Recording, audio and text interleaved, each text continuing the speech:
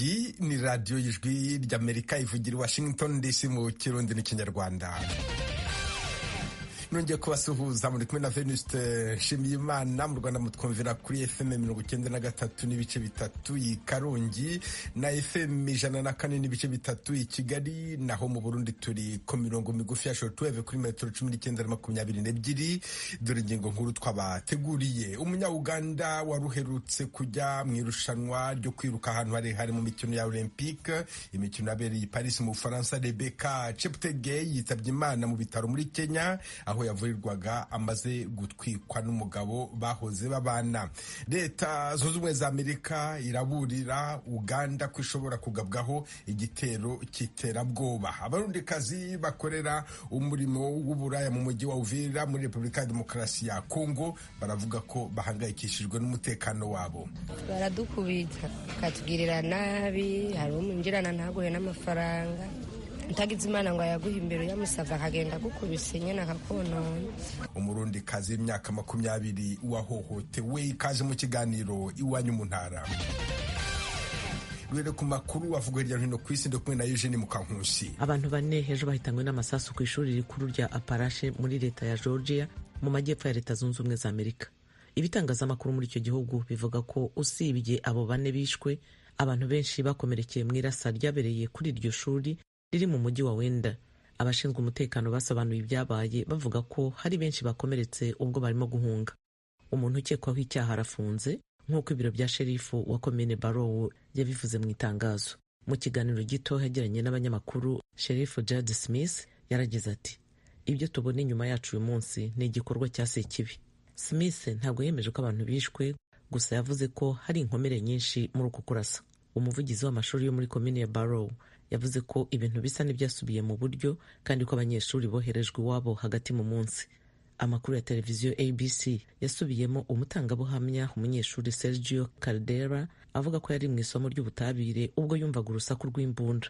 Caldera ufite imyaka 17 y'amavuko yabwiye ABC ko umwarimu we yakinguye urugi, undi mwarimu akirukira mu ishuri imbere, aje kumubwira ngo avunire urufunguzo mu rugi kubera ko hari umuntu warimo kurasa. Amashusho ya televiziyo yafatiwe mu kirere yerekanaga imodoka zitwara abarwayi hanze y'icyo kigo cy'ishuri ryisumbuye. Televiziyo CNN yavuze ko yiboneye umurwayi ashyirwa muri kajugujugu yari yururukiye kuri iri shuri.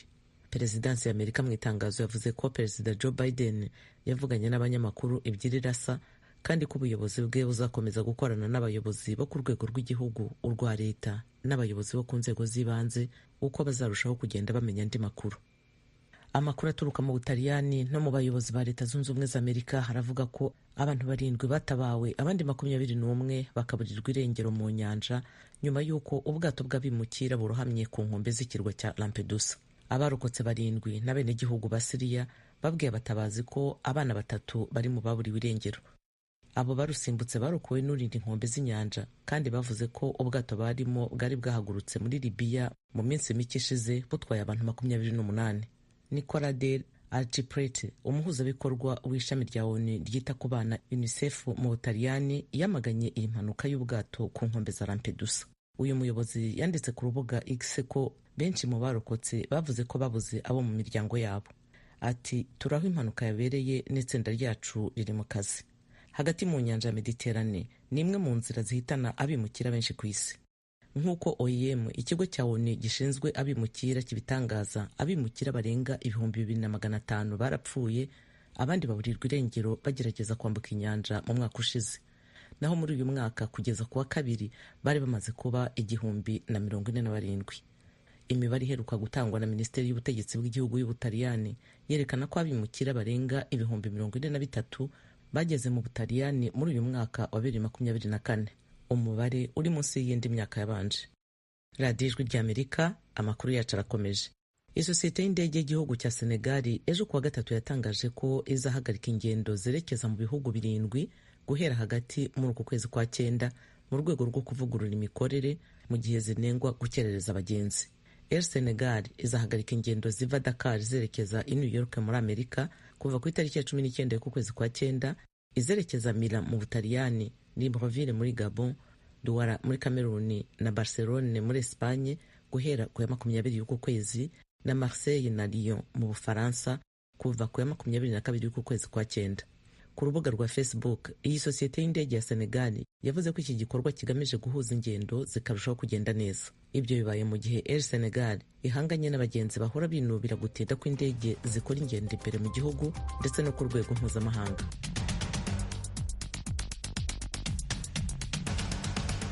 Urakoze Eugene Mukankusi. Mushobora kandi kumva ibiganiro byacu muciye ku rubuga rwa internet kuri wa3.radio.com no ku mbuga za Facebook, YouTube na Instagram. Aderesi yacu ni VOA Radio yacu. Iwanyu mu ntara. Tuyagire mwisanzuye kwijwi rya Amerika. Ni kuva ku wa mbere gushika ku wa gatanu kuva isaha 7 gushika isaha 7:30 z'umutaga. Iwanyu mu ntara, iwanyu mu ntara, iwanyu mu ntara.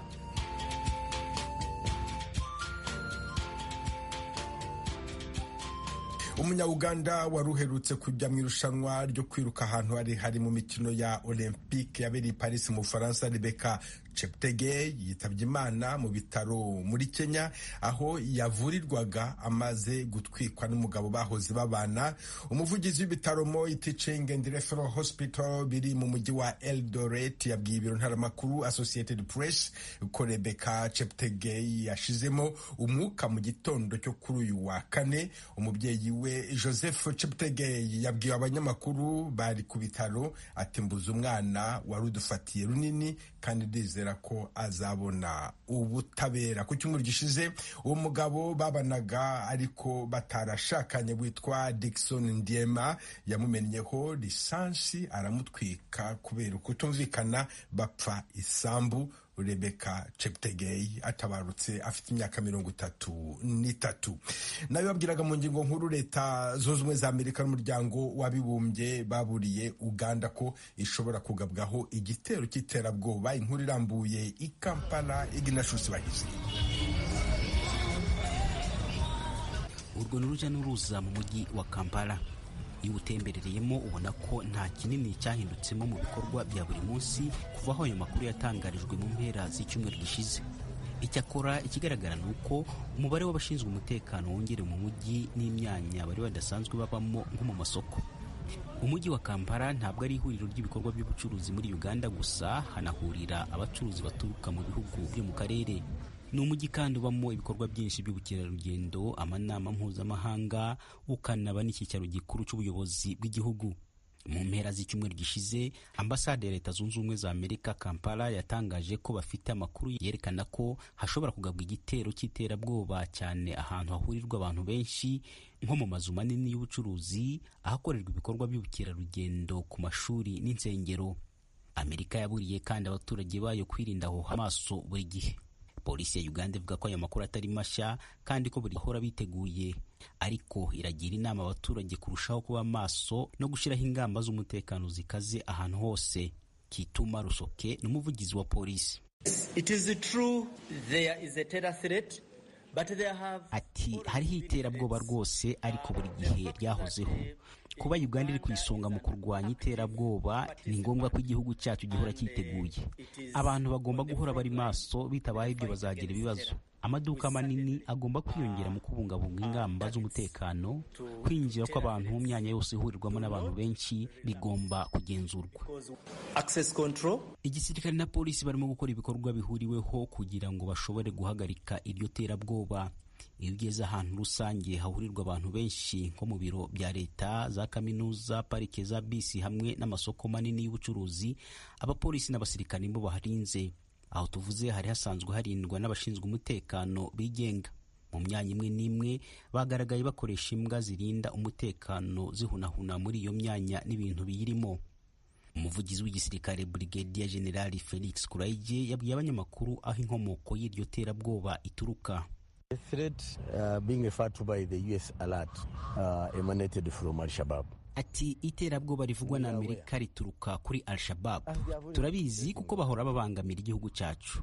Kuba dukekeka ntibisobanura ko ari nta terabwoba rihari.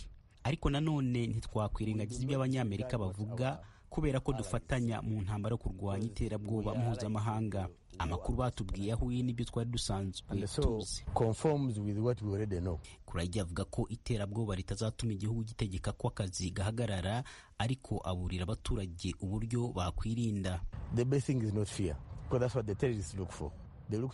Ati ndashaka kubwira abaturage bacu ko icyiza atari ugutinya, kuko ari byo abaterabwoba bashaka. Baba bashaka gutera ubwoba mu baturage.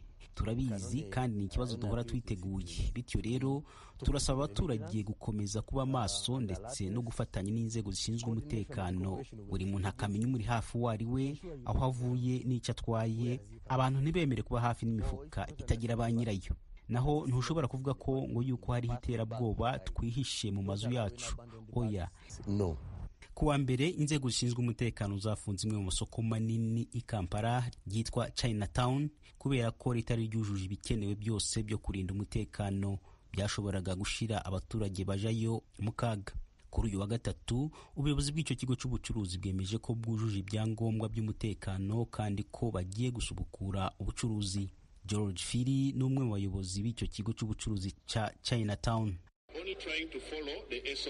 Ati twagerageje gushyiraho no gukurikiza amabwiriza twahawe na polisi kugira ngo ducunge umutekano w'abantu binjira. Tugiye kandi gukoresha imbwa zihunahuna kugira ngo dusuzume ahantu hose mu rwego rwo kwirinda iterabwoba. Ahandi hantu nka parike za bisi, abagenzi n'imizigo yabo barimo gusakwa n'utwuma tw'umutekano mbere yo kwemererwa muri bisi. Uganda yari isanzwe ihanganye n'ibindi bikorwa by'iterabwoba rituruka ku mutwe wa ADF ukorera mu burasirazuba bwa Repubulika ya Demokarasi ya Kongo, aho ingabo za Uganda zimaze hafi imyaka 3 zihiga abarwanyi bawo zifatanije n'ingabo z'igihugu cya Kongo. Uganda kandi imaze imyaka 17 ifite ingabo zirwanya umutwe w'iterabwoba wa Al-Shabaab muri Somalia. Iyo mitwe yombi yagiye ibitero by'iterabwoba kuri Uganda mu bihe bitandukanye, byahitanye abatari bake, yihorera igisirikare cya Uganda kuyirwanya. Ignatius Bahizi, Ijwi ry'Amerika, Uganda. Mukomeje kumva radio Ijwi ry'Amerika ivugira Washington DC mu Kirundi n'Ikinyarwanda. Muri Repubulika ya Demokarasi ya Kongo, abarundikazi bakorera umurimo w'uburaya mu mujyi wa Uvira mu ntara Kivu y'Epfo baravuga ko bahangayikishijwe n'umutekano wabo. Uvira, Vedaste Ngabo. Ibi aba bagore babitangaje nyuma y'iminsi 3 uwitwa Esther Nizigama yikiwe mu nzu n'uwo bari baryamanye. Ijwi ry'Amerika risura aba bakora umurimo wo kwicuruza ahazwi nko muri Kirondolondo, muri 565 ndetse no mu Parc des Princes. Bamwe muri bo twasanze bategereje abagabo, abandi nabo bari mu kabari banywa inzoga, mu gihe abandi nabo bari hanze y'ibyumba bararamo bari kwisiga amavuta na poudre. Hari nka saa 4 za kumanywa. Aba bose bahuriza hamwe ko batewe agahinda n'urupfu rwa mugenzi wabo wishwa nizwe ndetse ategwa ibyuma mu ijoro ryo ku Cyumweru. Shugwe Fani ari mu kigero cy'imyaka 25, akorera umurimo w'uburaya mu mujyi wa Uvira uri mu birometero 7 uvuye ku mupaka w'u Burundi. Ijwi ry'Amerika ryamusanze muri Kirondorondo, yemeza ko uyu ari umukobwa wa kabiri abagabo bikiye muri uyu murimo w'uburaya muri uyu mwaka. Umubabaro dufise twebwe batubwiye ko yamafire ku hoteli haruguru yaho twari tuba. Umva yajanye n'umuntu acara muniga acamwiba n'amafaranga yose ni telefone agenda bicana n'ibitamburisho byose agenda bitwara. Muri uyu mujyi wa Uvira urimo abarundi babarirwa mu bihumbi bakora imirimo itandukanye. Abakora uburaya bashimangira ko ari bo bahohoterwa cyane mu murimo wabo wa buri munsi, kuko utishwe arakomeretswa cyangwa se akambugwa amafaranga n'amatelefone. Uyu mukobwa utashatse ko tuvuga amazina ye ari mu kigero cy'imyaka 20 y'amavuko. Twamusanze aho akorera uburaya muri Kirondorondo afite ibikomere ku itama, yaratewe n'umugabo. Baradukubita katugirira nabi, hari umunjirana ntaguhe n'amafaranga, ntagize Imana ngo yaguhe imbere yamusava akagenda gukubise nyene akakonona, uhamugatabaza abagenzi bawe bakagufasha. Hano ufite inkovu kwitama no mu gahanga, byagenze gute? Nkubise twagwaniye muri shamba, ndashaka ndongora atambaye kapote. Clementina Kimana amaze umwaka akora uburaya muri Uvira, avuga yuko yavuye mu Burundi yaje gushakira imibereho muri Kongo kuko ariho hari amafaranga menshi ugereranyije no mu gihugu akomokamo. Hari igihe dushobora kuburana abo bagabo tugakorera nka 5 canke 10 gutyo, ubabonye hari igihe ukorera na 200. Icyo twosaba je nakivuze nuko mwodukingira kuko ntitubiri busubire mu Burundi. Ubu mu Burundi n'inzara iriyo irahinda, n'abariyo baragowe nka jewe mperukayo je naje hirya yejo. Vraiment nabonye arakaga. Icyo dusaba nuko mwoduha uburinzi baze baradukingira natwe batwubaha abo bagabo babone ko natwe turi abantu twaje kurondera ubuzima. Aba Barundi basaba leta ya Kongo kubarindira umutekano kuko bahohoterwa uko bwije n'uko bukeye. Bagaragaza kandi ko niyo habaye umusako bafatwa bagafungwa kandi baba bafite ibyangombwa bibaranga. Icyambere twasaba twebwe badukurikirana ko turi abantu nk'abandi kuko ibihugu nakubwiye ko bitemberanye. Abarundi baremwe n'Imana kandi n'abakongomani baremwe n'Imana. Kurenganywa birabaho kuri twebwe kandi ushaka ugende no mu Burundi igihugu tuvamo bobo ntibabagira nk'uko batubwira twebwe. Gusa nubwo abo Barundi bafite ikibazo cyo guhohoterwa, bemeza yuko bafite n'ikibazo cyo kutagira amakuru ahagije ku cyorezo cy'ubushita bw'inkende bwibasiye aka karere bakoreramo. Uyedwe nitubitinye ibyo bihara by'inkende biza ku bucafu, ku bantu bifata ubucafu. Wowe ugiye urya utuntu twawutoye twose utakaravye ntiwoge, ukagenda gukorakorana n'abantu ukajya udakarabye, iyo rero nizo za ngwara ziza zibyaduka ziza ku muntu. Ibyo byandurira mu mbonano mpuzabitsina hoho mama abantu bazohera ari benshi. Mari Mitila Ponga ni umuyobozi ushinzwe uburinganire ndetse ukurikiranira hafi izi ndaya zo mu mujyi wa Uvira, avuga yuko ababajwe n'abo bakobwa bagenda bicirwa mu mirimo yabo bakora kandi ariyo yari batungiye imiryango. Gusa uyu mubyeyi yemeza yuko amatohoza bakoze nyuma y'imfu z'abo bakobwa basanga ziterwa n'ishari bagirana hagati yabo bapfa abagabo. Ya kwanza kuko complicité ya bo benyewe les femmes professionnelles de sexe.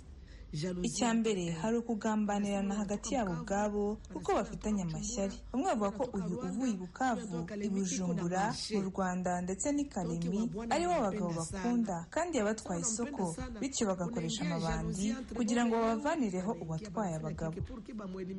Tugera ku buyobozi bukuru bwa polisi yo mu mujyi wa Uvira banze kugira icyo bavugira kuri mikoro zacu, ariko bemeza yuko nyuma y'urupfu rw'uyu mukobwa w'Umurundikazi bari gukora amatohoza kugira ngo abagize uruhare mu rupfu rwiwe bashikirizwe ubutabera. Amakuru ava muri amwe mu mashyirahamwe yigenga yo mu mujyi wa Uvira, Baraka, Kalemi ndetse no mu bice bitandukanye bicukurwamo amabuye muri iyi ntara yerekana ko umubare munini w'abakobwa bakora uburaya bava mu Burundi. Vedaste Ngabo, Ijwi rya Amerika, Uvira. Mu Burundi abagore bo mu ntara ya Rumonge bacuruza amafi bashobora kwiteza imbere, ariko bavuga ko bakeneye inkunga kugira ngo bongere umusaruro. Inkuru Ijwi rya Amerika bateguriye yifashishije inshuti zayo mu Burundi, muragezwaho na Thierry Vendayishimiye. Iyo nze ngaha kuruzi ndarangura nk'izo ndagara mbisi mu gihe ndandaza hanyene zigahera. Abo ni bamwe mu bakenyezi bo mu gisagara ca Rumonge bakora urudandaza rw'amafi kumwe hawe ikiyaga ca Tanganyika mu Rumonge. Ako kazi bakora akaba ariko kabatungiye imiryango. Twebwe bariko bararoba turiyungunganya tukarondera ukunyene kugira ngo turabe ko turonka ibyo dufungurira abana. Twebwe imboga zabonetse turonka amafaranga tukiyungunganya tukaronka icyo tugaburira abana, zitabonetse naho usanga abana badupfira ko n'inzara. Abo bakenyezi bakora urwo rudandaza bavuga ko mu kudandaza bagerageza gukura ko amafaranga bafungura bakongera bakaronka n'inyungu igereranye. Ku munsi turashobora kuronka amahera dushobora gutungisha imiryango yacu, tukaronka amahera dusumishiriza abana bacu bakaba, tugakomora imboga tukaronka tugura ubufu, turashobora kuronka 5,000 dushobora gufungura. Ariko rero barafise ingorane muri urwo rudandaza bakora. Ingorane nyamukuru bagira nuko iyo babuze imboga canke mu karuhuko k'abarobyi atamitahe baronka kugira bakore urundi rudandaza. Mu gihe bafunze turahangayika gose turateseka n'abana bakagwa udupfirako n'inzara. Mu gihe zabuze turahangayika gose twaguma muhira nyene nta kundi ntaho tuja ntaho kuko nta kandi kazi dufise dukora. Nitubika amajambo make yaronka tuyarya. Abo bakenyezi bagasaba amashirahamwe yitaho ineza y'abakenyezi kubafata mu mugongo kugira baduze umutahe bashobore gutunga imiryango yabo ataco binona. Kuri ibyo bisabo icegera c'uwurongoye ishirahamwe ry'abakenyezi mu ntara ya Rumonge Afrabu Louise Nizigiyimana amenyesha ko ico kibazo muri Afrabu bakizi. Mwishirahamwe bariko baregera abagira neza kugira bagire ico babafashije, ariko abo bakenyezi bagasabwa gukorera mu makoperative kugira ngo ifashanyo ibonetse bayironswe bari hamwe. Ibisabo byabo turabyakira natwe tukabitanga kubafasha amashyirahamwe. Mbere nka Afrabu ibibazo nk'ibyo irakunda kubifata mu ntoki. Afrabu ntiyicaye, turiko turasaba nabo baje mu mashyirahamwe bisanzwe. Ubu unye gukora urumwe biragoye, biraguhanga nyene kubera akagatahe nyene kagoye no kuronka, ariko ngo tubiri kuvurana ubupfu. Turiko turaraba rero tubahanura kugira ngo bashinge amashyirahamwe. cyane cyane bagira amakoperative. Urwo rudandaza rero rukaba ari rwo rutunze abo bakenyezi nk'uko bagenzi bacu babyiboneye kuri uwo mweha wo ku kiyaga Tanganyika ku gice co mu Rumonge. Abo bakenyezi baba bariko badandaza amafi akiva mu mazi, mu gihe naho bataronse abayagura uwo mwanya baca bayanikira bakazoyadandaza yumye. Urakoze Thierry Ndayishimiye. Mu Rwanda umushakashatsi Canisius Bihira yakoze imbabura idasanzwe ikoresha umwuka na vidange, avuga ko iyo mbabura igamije kurengera ibidukikije no kuzigama amafaranga. Ni inkuru ya Eric Bagirubusa. Iyi mbabura igizwe n'igice kinini cyane cy'umuyaga, nicyo kinini. Nk'iyo umuntu ahushye hari umuyaga uva ku munwa ugenda ujya ku cyahuhaho. Hano rero kuri iyi mbabura hari akantu kitwa ventilateur. Turi mu rugo rw'umusaza Canisius Bihira mu mujyi wa Kigali. Bihira arasobanura ijwi rya Amerika imbabura idasanzwe yahimbye. Ni imbabura ikoresha umwuka na vidange. Iyi mbabura Bwana Bihira yayise Tekaneza stove. Ifite ibipande bibiri, icy'imbere n'icy'inyuma. Noneho icy'imbere kikaba gipfumuyemo utwenge duto cyane tungana n'umwenge w'urushinge. Uratubona hariya turi ahangaha. Bihira asobanura ko yakoze iyi mbabura mu mugambi wo kurengera ibidukikije. Impamvu dushyiramo vidange ni uko twasanze ariyo yangizaga ibidukikije, kuko ahantu yimennye nta kinyabuzima gishobora kuhaba ndetse n'ibimera ntibyongera kuhamera. Ubwo rero tukavuga tuti turimo kurengera ibidukikije, kuko ya vidange turayitwika igashira, kuko ubu irakora nk'urutambi. Iyo yayitwikaga idatwika umuyaga izana imyotsi myinshi. Hano rero nta mwotsi na mukeya uza, kuko umuyaga nta mwotsi ugira. None ya vidange igashyigasha nta gazi carbonique yoheje. Hanze yo kurengera ibidukikije, Bihira avuga ko iyi mbabura ishobora gufasha uyikorera kuziga akayabo k'amafaranga atari make, bitandukanye n'abakoresha ibindi bicanwa. Iyi mbabura nayitekereje kubera ko nari mbonye ibintu bya gazi bimaze guhenda. Nakoreshaga gazi y'ibiro 20, nkayikoresha icyumweru kimwe cyangwa icyumweru n'igice. Igiciro kimaze kuzamuka kirengeje ibihumbi 25, kuko twatangiye igura munsi yayo igenda izamuka ihenda. Ndabireba, nakoreshaga amacupa nibura 3. Urumva byabaga ari ibihumbi nka 90. Ngashyiraho umufuka w'amakara bikaba ibihumbi 100. Ibyo bihumbi 100 ubu ngubu kuri iyi mbabura maze gukora bwa bushakashatsi ndasohora ibihumbi 5 byonyine. Ni ukuvuga ko ndabika 95. Madamu Philomene Nyirahakuzimana yahamirije ijwi rya Amerika ko amaze amezi 2 akoresha Tekaneza stove. Arayegereranya n'ibindi bicanwa yakoreshaga. Nabonye nta kibazo iteye cyane ko ekonomiza ibicanwa. Iyo uguze vidange ukagitekesha mbona itinda ugereranyije n'ibindi twatekeshaga. Urebye ngewe nakoreshaga gaze ngira y'ibiro 12. Iyo y'ibiro 12 rero nk'ubu ihagaze ibihumbi 20. Urumva rero uguze vidange y'ibihumbi 4 cyangwa 5 watangaga ibihumbi 40 bijya kugura gaze. Ibiro 24 biteka mu kwezi ugatekesha ibihumbi 5. Haba harimo inyungu dejo warangije kugura yambabura ukabuguze na vidange. Madamu Nyirahakuzimana agakeka ko iyi mbabura ishobora kuba ihenze kuri ba ntaho nikora, gusa nabwo mu mboniye uwabasha kuyigondera ntiyabura kubona ikinyuranyo n'ibindi bicanwa. Habayemo nkunganire ku mukene byamworohera, ariko amaze kuyibona kuyicanaho byamworohera kuruta uko yagura umufuka w'amakara. Ni umufuka w'amakara wenda ugura ibihumbi 10, kandi umufuka w'amakara abantu bose bacanye barabizi, ntago wacana umufuka umwe mu kwezi, bibaye mikeya y'ibibiri. Ucana imifuka 2 rero y'ibihumbi 20 mu kwezi, ukaba ushobora gucana vidange y'ibihumbi 5. Ndumva niyo waba uri umukene ibyo ngibyo nibyo byakungukira. Tuganira na Bwana Bihira yatubwiye ko iyi mbabura idasanzwe izaba n'umwanya mwiza ku rubyiruko rutagiraga imirimo. Arashingira ku bantu amaze guha akazi. Iyi mbabura izatanga akazi ku bakozi, ku rubyiruko rwinshi. Nteganya ko nibura buri kwezi izagiha nk'abantu nka 50 akazi mu kuyikora no mu kuyikoresha. Noneho hazaza n'abandi bantu bazicuruza, n'ubu barahari. Kugeza ubu ngubu tumaze gutanga akazi ku bantu barenga 40 muri iki gihe cyonyine, kandi dutangiye kuyicuruza nta mezi 3 arashira. Nkaba mbona rero nyuma y'umwaka tuzatumaze guha abantu nibura nk'igihumbi akazi. Iyi mbabura ku muntu ufite umuriro w'amashanyarazi ashobora kwicomekaho igihe ayikoresha mu mirimo yo guteka, ariko ku baturage batuye mu bice bitarageramo amashanyarazi bashobora kugura imbabura iriho umurasire w'izuba muto, nicyo kimwe n'ushobora gukoresha amabuye mato bongeramo umuriro w'amashanyarazi. Ku rundi ruhande, kubera izi mbabura zikora muri aluminium, Bihira avuga ko bikimubereye imbogamizi itamworoheye. Agaciro k'iyi mbabura ni amafaranga 35,000 y'amanyarwanda. Ku baturage batabasha kuyigondera, Bihira avuga ko azasaba ababishinzwe bakabafasha kubona izi mbabura mu mugambi wo kurengera ibidukikije mu buryo bwa nyabwo. Bagira ubusa ijwi ry'Amerika i Kigali. Ni hano dusoreje aya makuru y'iwanyu mu ntara, mwakoze kudutega amatwi. Dukomeje kandi gahunda yo gusigasira umuco karande n'ururimi gakondo, dore umugani uyu munsi: umubaji w'imitima ntiyayiringanije. Umunsi mwiza, mwari kumwe na Venuste Nshimiyimana.